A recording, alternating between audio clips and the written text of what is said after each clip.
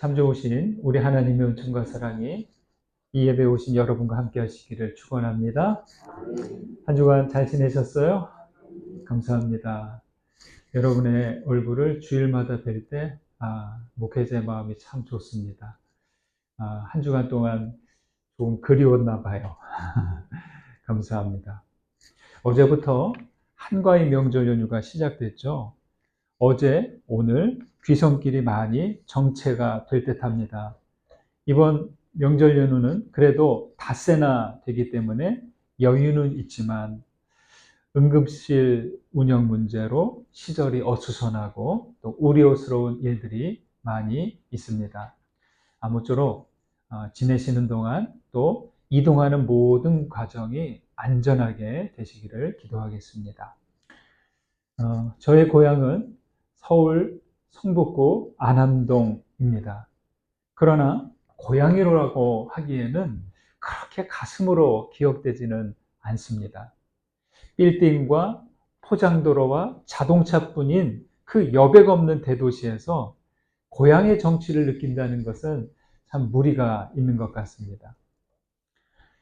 넓은 벌 동쪽 끝으로 옛 이야기 지질되는 실개천이 휘돌아 지나고 하는 정지용님의 향수의 시에서처럼 그런 고향이라고 하면 푸근한 정취를 느끼게 하는 풍경, 또 마을이 생각나고 가족과 친지들이 있고 친구들이 있고 소박하게 사는 그 지역 사람들이 있어야 하는데 이 서울에서는 도무지 이런 게 안 느껴진다는 말이죠. 신학대학 시절에 매 학기가 시작되면은 한 두어 주 정도 지나면 그 대학교 교정의 게시판에 향후의 모임 소식이 딱 이렇게 붙습니다. 제천 모여라, 몇 날 몇 시 어디. 그러면 참 저는 그게 참 좀 뭐 하는 거야? 왜 저런 거래? 그랬었거든요. 그런데 지나가 보니까 참 그게 부럽다 하는 생각이 들었습니다. 그래서 강원 지역은 강릉, 원주, 춘천 이런 모임이 있었고 우리 충북은 제천 단양, 충주, 청주, 경기도 쪽은 강화, 인천 이런 쪽이 많이 모임을 가졌습니다. 이런 모임이 있다는 건 뭐예요? 그 지역에 감리교 영향력이 컸다는 것이고 그만 그 지역에서 신학교로 보내는 그런 사람들이 많았다는 겁니다. 그런데요, 서울 어디 모여라 이런 건 없었다는 거죠. 예. 서울 출신 사람들은 이 고향이라는 느낌, 동양 사람들에 대한 생각이 그렇게 강하지 않았습니다. 그래도 고향 같은 곳을 말한다면 저는 청소년 시절부터 청년 시절까지 다녔던 저의 모 교회를 이야기하고 싶습니다. 거기서 믿음 생활을 시작했고 제가 좀 나름 아주 건실하게 성장했기 때문이죠. 하지만 지금보다 더 오랜 시간이 지나서 인생의 좀 거의 황혼이 되었을 때 그때 훗날 고향이 어디냐고 묻는다면 저는 이곳 제천이라고 말하고 싶습니다. 25년 동안 살았고 저희 아이들도 이곳에서 자라 청년이 되었고 이곳 제천에서 더 많은 믿음의 사람들을 만났고 여기서 하나님을 깊이 경험했기 때문입니다. 고향은 처음 마음을 열고 마음을 기대며 지냈던 곳입니다. 태어나 자란 곳이 아니어도 마음을 둘 수 있다면 저는 그곳이 고향이 된다라고 말할 것입니다. 우리 창세기에 야곱이란 인물이 나오죠. 야곱은 고향을 떠나 하란으로 가는 길에서 꿈에 하나님을 만나고 잠에서 깨어서 여호와께서 과연 여기 계시거늘 이라고 하면서 그곳 이름을 하나님의 집 벳엘이라고 했습니다. 여러분 환경이 좋고 집도 있고 하는 그런 것도 아니에요.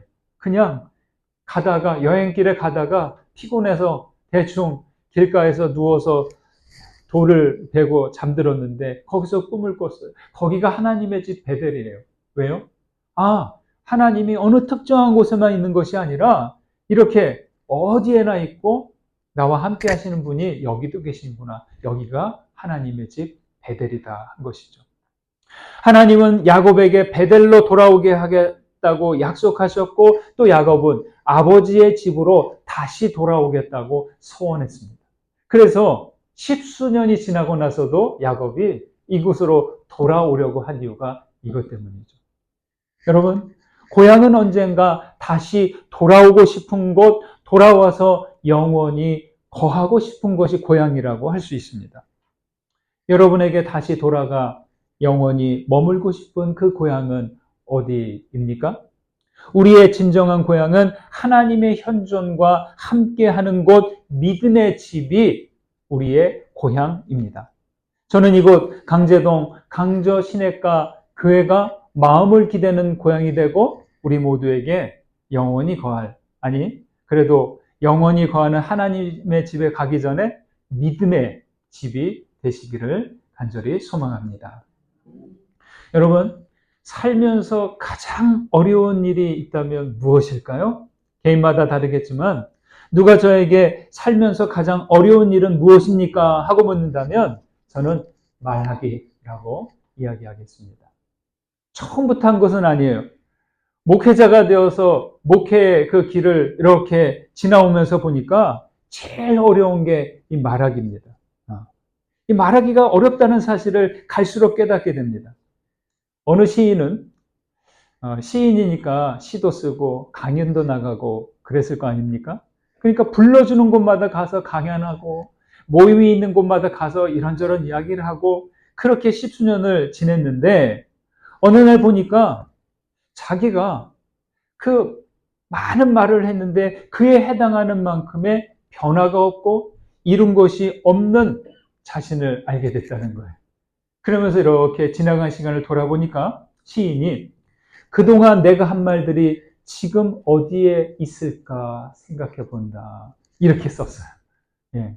여러분, 말을 하면서 사는 그 직업, 말을 할 수밖에 없는 사람, 정말 이것을 생각해 보는 게 참 의미 있는 것 같습니다. 여러분, 우리가 했던 말들은 지금쯤 어디에 있을까요?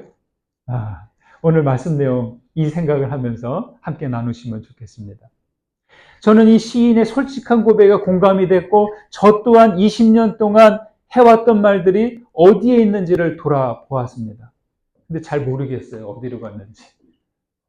무엇보다 제가 말한 만큼 다른 사람은 몰라도 변하지도 않고 성장도 못한 것 같아서 많이 좀 부끄러운 생각이 들었습니다. 오늘 야고보서 3장은 말의 실수가 없게 하라는 권면입니다.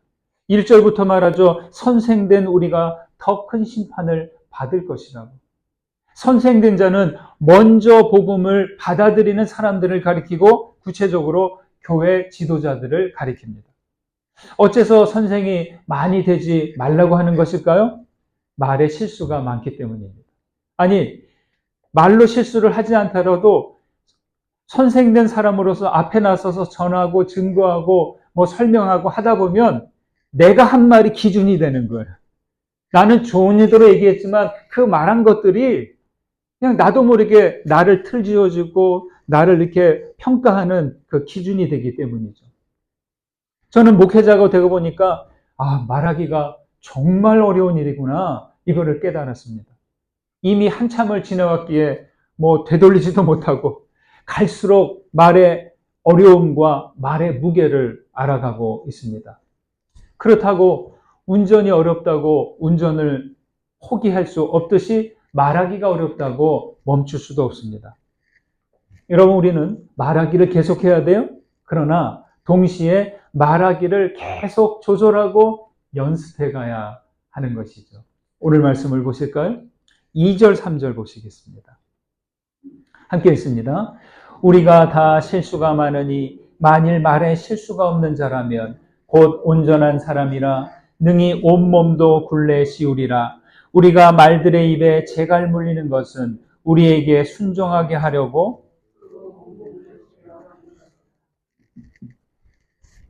말은요 쏘아버린 화살과도 같고 떠나버린 기차와도 같아요. 말 한마디에 천냥비도 갚는다라고 하지만 2절에서처럼 한 번의 실수로 온몸이 굴레 씌우기도 합니다. 이 말 실수는 운동 경기에서 보면 자살골과도 같은 거예요. 그리고 말 한마디로 전체의 사기를 한 번에 떨어뜨리기도 합니다. 말의 놀라운 힘 50가지, 이것을 정리해 놓은 글을 보았는데요. 50가지를 다 말씀드릴 수는 없고 몇 가지만 제가 소개해 드릴게요. 말대로 이루어진다. 정성스럽게 말하라. 말씀 원자와 이룰 성자가 합해지면 정성 성자가 되잖아요. 그런 말입니다. 사랑 가득한 의사는 힘든 환자도 쉽게 살린다. 좋은 파동 때문이다. 그러니까 좋은 말에는 좋은 어떤 기운과 파동이 있다는 그런 이야기죠. 흥하는 가정은 사용하는 말부터 다르다. 흥하는 말이 흥하는 가정을 만든다.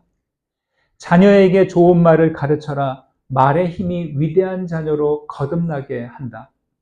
천지 만물에게 사랑의 말을 들려줘라. 말에 따라 감흥이 달라진다. 아내를 기쁘게 하라.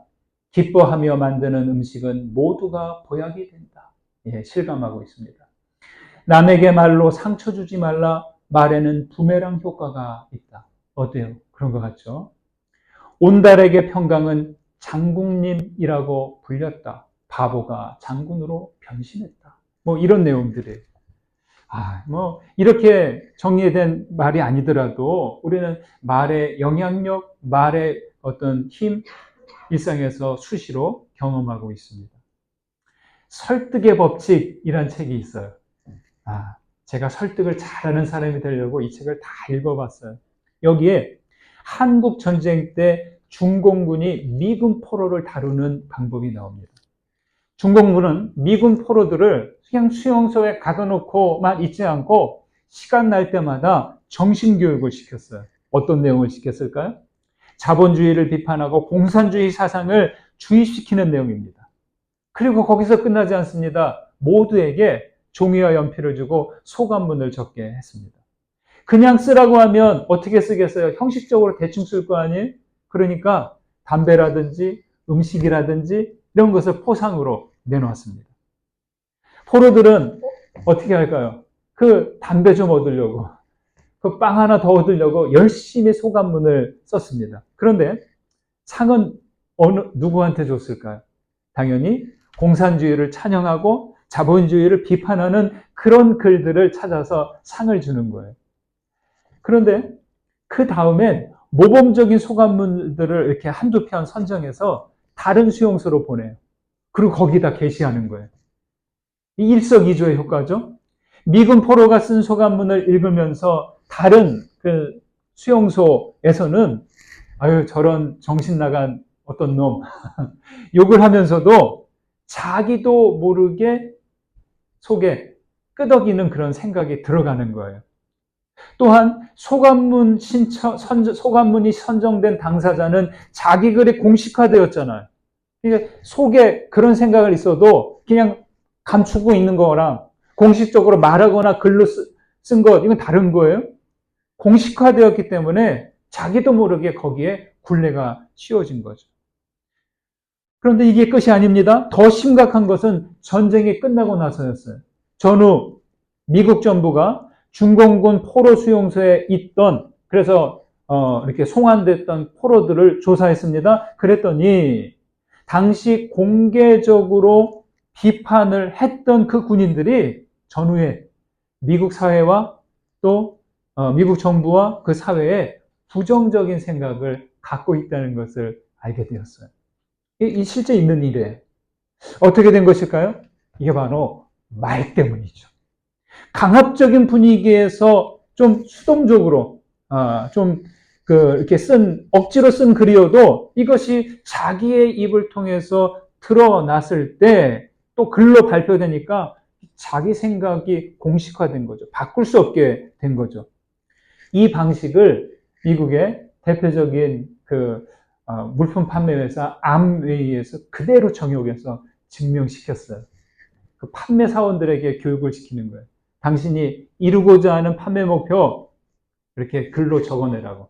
그리고 그것을 그 직원의 책상에다 다 하게 하고, 또 전체 목표를 그 사무실이라든지 모임 장소에다 다 붙여놓고, 그렇게 했더니 그런 거 없이 할 때보다 이렇게 글로 표시하고 게시하고 했을 때 매출이 훨씬 더 좋았다 하는 그런 결과입니다. 여러분, 그래서 목표를 이루고자 하는 사람은 좀 자기 목표를 사람들이 알도록 공개하는 것이 좋다는 거예요. 좀 유치해도. 우리 공부하는 학생들은, 아니면 청년들은 자기의 목표, 내가 공부해서 전교 1등, 무슨 어느 대학교, 뭐 세계에서 가장 유명한 어느 대학교 하면서 자기의 목표를 써서 붙이는 게 좋다는 거예요. 운동으로 건강 관리를 하려는 사람은 일주일에 3번 1시간씩 운동하겠다. 매일 30분씩 걷기를 하겠다 하고, 또 지인들에게 알릴 필요가 있다는 거죠. 공식화하는 거죠. 성경을 통독하고자 한다면 내가 매일 5장씩 1년에 한두 번씩 통독하겠다. 이것을 알리고 시작하고, 독서를 하는 사람은 매일 15분씩 30분씩 독서에서 1년에 50권씩 책을 읽겠다. 이걸 선언하는 것이죠. 그러면 어떻게 된다는 거예요? 그 말이 푯대가 되고 운전대가 되어서 내 일상의 방향을 그렇게 이끌어 간다는 것이죠. 여러분, 말은 운전대와 같습니다. 꾸준히 말하기를 연습해 가시는 여러분들 되시기를 부탁을 드립니다. 두 번째로, 혀는 위험해요. 혀는 참 위험합니다. 그래서 5절에서는 많은 나무를 태우는 불이라고 하고, 6절은 온몸을 더럽히고 삶의 수레바퀴를 불사른다라고 합니다. 8절에서는 도저히 길들일 사람이 없고 악과 독이 가득하다고 합니다. 그렇다고 말하기를 포기할 수는 없잖아요. 말에 연습하기를 멈출 수는 없잖아요. 말하지 않고 살 수는 없습니다. 그대로 두지도 못하고 어떻게 해야 할까요? 야고보서는 아주 작은 가능성 하나를 이야기합니다. 3절, 4절, 8절을 보시겠습니다. 먼저 3절, 4절 있습니다. 우리가 말들의 입에 재갈 물리는 것은 우리에게 순종하게 하려고 그 온몸을 제어하는 것이라. 또 배를 보라. 그렇게 크고 광풍에 밀려가는 것들을 지극히 작은 키로서 사공의 뜻대로 운행하나니. 8절. 혀는 쉬지 아니하는 악이요 죽이는 독이 가득한 것이라. 여러분, 말과 소는 절대 알아서 따르지 않습니다. 말 아시죠? 말. 소 아시죠? 소. 어린 시절 평생 농부로 지내신 조부모님 댁에 가면 할아버님을 따라 제가 소가 쟁기를 끄는 것도 봤고요. 아직도 제가 기억이 있어요. 그리고 소달구지를 타고 막 재밌게 다녔던 그 추억도 있습니다. 저는 그 소의 뿔과 그 눈을 크게 뜨잖아요. 이렇게 눈을 크게 뜨잖아요. 그 눈이 너무 무서웠어요. 그 얼마나 무서운지 모릅니다. 그 잘못하면 소가 머리를 이렇게 들이받잖아요. 그 뿔에 받치면 큰일 나죠. 그런데 할아버님이 이랴 하면 소가 가요. 그 다음에 워워 하면 소가 가다가 탁 멈춰요. 어린 저한테는 그게 너무너무 신기한 거예요. 그래서 말을 알아듣는 똑똑한 소인 줄 알았는데 이유가 있었어요. 소를 다루실 때 할아버님은 손에 줄을 잡고 계셨어요. 그리고 그 줄의 끝은 소의 꼬투리에 연결되어 있는 거예요. 그러면 소의 코에 이렇게 달려있는 이렇게 잡은 손잡이 같은 거 보셨죠? 이게 꼬투리죠. 거기에 연결되어 있어요. 그러니까 소를 다루는 줄은 소의 꼬투리에 달려있으니까 그걸 잡아당기면 무지 아프거든요. 그러니까 그거 잡아당기기 전에 이래 하면 가고 워 하는 소리 들으면 멈추는 거죠. 그리고 말을 보면 말을 다루는 줄은 말의 입에 재갈을 물렸죠. 이렇게 쇠 막대를 입에 탁 끼고 이게 재갈을 물렸어요. 그래서 말의 고삐가 고기에 달려 있는 거예요. 그 좀 펄쩍펄쩍 뛰는 말도 좀 어느 정도 길들여지면 자기가 말을 안 들으면 주인이 이걸 당긴다는 걸 알고 있어요. 그래서 이제 적당하게 신호를 주면 알아서 멈추고 알아서 가고 그러는 거죠. 아무리 드센 말과 소도 콧뚜레와 재갈만 당기면 주인의 말을 따르게 되어 있습니다. 말과 소의 재갈과 콧뚜레처럼, 그래서 저는 그런 생각이에요. 우리 입에도 재갈과 콧뚜레와 같은 것을 해둘 필요가 있다라고 말이죠. 실제로 그런 것은 할 수 없지만 여러분, 우리 사람에게도 쇠고집과 같은 뭔가가 있어요. 어때요? 예, 저는 모르지만 여러분들 다 한 쇠고집들 있으시죠? 아유, 안 그러신가 보네요. 네. 그리고 다른 사람은 몰라도 자기에게 날뛰는 야생마와 같은 모습들이 있어요. 그런 거 있어요, 없어요? 예, 인정하신 분들 정말 솔직한 분들이십니다. 그 가운데 제일 이 쇠고집 같고 이 말처럼 날뛰는 게 입입니다. 우리의 혀입니다. 제멋대로죠. 우리의 혀와 입을 어떻게 다루면 좋을까요? 내게 있는 재갈을 하나님의 손에 맡겨드립니다. 우리의 입에 달려있는, 혀에 달려있는 무언가를 하나님께서 이끄실 수 있도록 그 손에 올려드리는 거죠. 항해사가 배의 키를 가지고 운전하듯이 내 입의 고삐를 하나님의 손에 드리는 거예요. 그래서 시편 기자가 이렇게 기도했잖아요. 나의 반석이시오 나의 구속자이신 여호와여, 내 입의 말과 마음의 묵상이 주님 앞에 연락되기를 원합니다. 시편 19편의 말씀이죠. 내 입의 말과 마음의 묵상을 어떻게 드리면 될까요? 여러분, 가장 좋은 방법, 침묵 기도입니다. 침묵은 말의 고향이고 말의 집이에요. 칼은 칼집에 늘 꽂혀 있어야 돼요. 그래서 필요할 때만 탁 빼서 사용해야 돼요. 그런데 칼이 사용 후에 다시 칼집으로 들어가야 되는데 계속 그냥 나와서 움직이면 어때요? 그거 위험한 거죠. 우리의 말도 때가 되면, 말하다가도 때가 되면 그 말의 집 침묵으로 들어가야 돼요. 아주 오랜 시간이 지나면 아주 영원한 침묵 안으로 들어가야 하는 것이죠. 여러분, 우리는 매일 침묵의 시간을 가져야 합니다. 하루를 보내고 저녁 기도 때 이렇게 기도하다 보면 아이고, 내가 오늘도 말을 많이 했구나 하는 것이 알게 돼요. 그리고 소음과 같은 말들이 너무나 많이 있었구나 하는 것을 알게 됩니다. 오늘 시대는 미디어와 정보 기술이 발전하면서 세상은 엄청난 양의 말과 글들을 주고받고 있어요. 생각할 시간도 없이 소음과 같은 말들이 오고 갑니다. 기차에서, 버스에서, 대합실에서, 거리에서 계속 스크린을 통해서 계속 나와요. 집에서도 집에 들어가자마자 텔레비전 켜시는 분들이 있죠. 계속 말들이 나와요. 식당에 가면 TV 켜놓고 24시간 말들이 나와요. 엄청난 말들이 공중에서 떠다니는 거죠. 엘리야 선지자는 지진 후에 불 가운데서 하나님을 경험하지 않고 불 후에 세미한 소리, 침묵 가운데 하나님을 경험했습니다. 독일의 대문호 괴테라는 분이 있어요. 그분은 자기 일기에 이렇게 적어 놓았어요. 언어는 성스러운 침묵에 기초한다. 여러분, 글을 쓰는 사람, 작가잖아요. 많은 말을 써야 되는 사람이에요.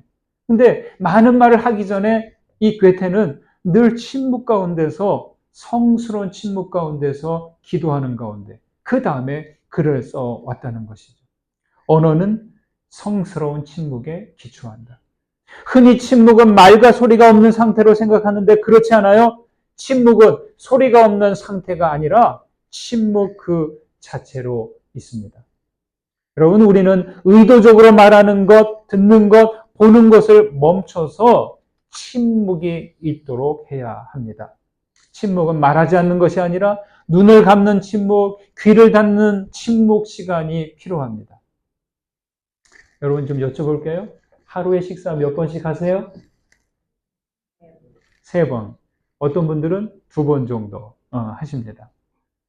여러분, 식사를 3번 하시면 침묵도 좀 3번 정도는 하셔야 돼요. 일부러. 2번 하시는 분은, 식사 2번 하시는 분은 일부러 2번 정도는 지금부터 내가 침묵하겠다 하는 걸 하셔야 돼요. 많은 시간이 아니라 단 10분만이라도 괜찮습니다.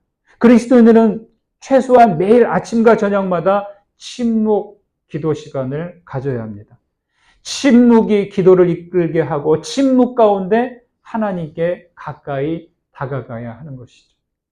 여러분, 막 분주하고 어지러울 때 그때 정말 소중한 게 느껴지지 않습니다. 내가 이분과 이렇게 좀 마주하고 대화하는데 주변이 소란스러워요. 그러면 어떻게 돼요?